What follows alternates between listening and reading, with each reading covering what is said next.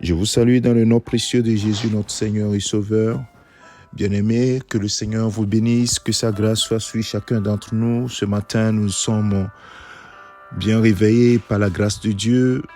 Le Seigneur nous a accordé le souffle de vie et nous voulons lui rendre toute la gloire. Et ce matin, nous voulons encore nous baser sur la parole de Dieu pour diriger notre vie. Et ce matin, j'aimerais parler d'un sujet important, de la relation que nous devons avoir avec autrui. Bien-aimés, faisons comme le Seigneur Jésus-Christ aurait fait dans une relation interhumaine. Et nous allons lire un passage qui nous donne des instructions, bien-aimés, à suivre. Ce sera difficile, mais pas impossible. Romains chapitre 12, à partir du verset 17, la parole de Dieu nous dit « Ne rendez à personne le mal pour le mal. Recherchez ce qui est bien devant tous les hommes, pas certains hommes, devant tous les hommes. S'il est possible, autant que cela dépende de vous, soyez en paix avec tous les hommes. Ne vous vengez point vous-même, bien-aimés, mais laissez agir la colère. Car il est écrit à moi la vengeance, à moi la rétribution, dit le Seigneur. Verset 20. Mais si ton ennemi a faim, donne-lui à manger. S'il a soif, donne-lui à boire. Car en agissant ainsi, ce sont des charbons ardents que tu amasses sur sa tête. Verset 21. Ne vous laissez pas vaincre par le mal, mais surmonte le mal par le bien. Amen. Bien-aimés, cette parole semble être difficile, mais elle est écrite aux chrétiens de l'église de Rome. Cela veut dire que si le Saint-Esprit a permis que cette recommandation soit donnée aux chrétiens qui étaient à Rome, cette parole, elle est applicable. Elle est applicable par nous, les enfants de Dieu. Pourquoi? Parce que nous avons l'Esprit de Dieu en nous. Dieu a mis son Esprit en nous qui nous rend capables d'accomplir ce que nous n'étions pas capables d'accomplir. Parce que l'Esprit de Dieu est l'esprit d'amour. Et il manifeste l'amour. Le fruit de l'Esprit, c'est l'amour, la paix, la joie.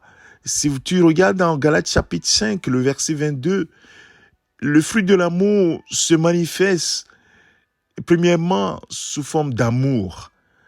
Amour, paix, joie. Bien-aimé, cela veut dire que si l'Esprit de Dieu est actif en toi, est libre en toi, te remplit, il ne peut produire que l'amour. Et cela te pousse à ne pas rendre mal pour mal. Tu comprends très bien pourquoi Jésus-Christ sur la croix, même étant en train d'être tué, il va dire, Père, pardonne-leur car ils ne savent pas ce qu'ils font.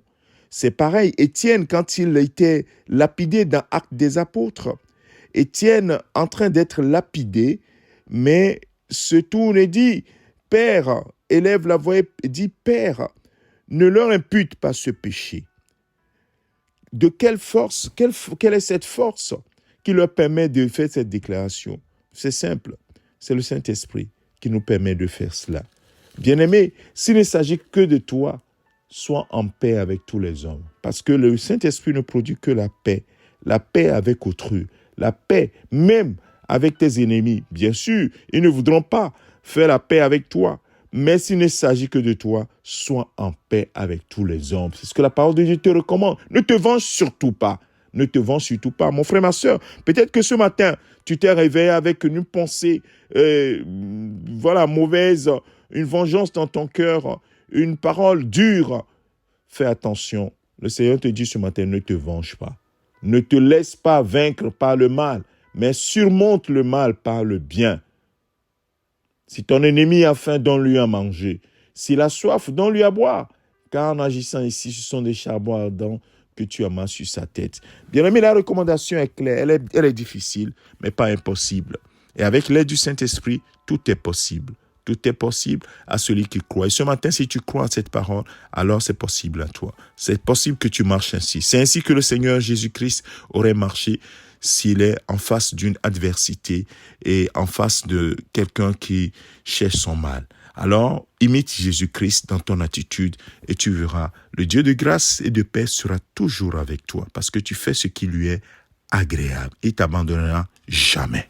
Nous allons prier. Père, nous bénissons ton Saint-Nom. Merci à toi pour tes instructions que tu nous as encore données. Tu as répondu à la question de quelqu'un qui s'est réveillé avec la colère et qui planifie peut-être une vengeance ou une attitude de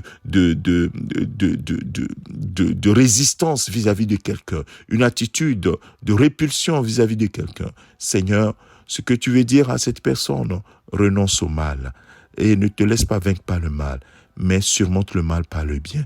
Seigneur, donne-nous cette force par le Saint-Esprit à marcher selon ta parole, même si c'est dur, à demeurer dans ta parole, parce que nous voulons faire toujours ce qui t'est agréable. Que toute la gloire te revienne, Père, au nom de Jésus-Christ, ton Fils bien-aimé. Nous avons ainsi prié. Amen.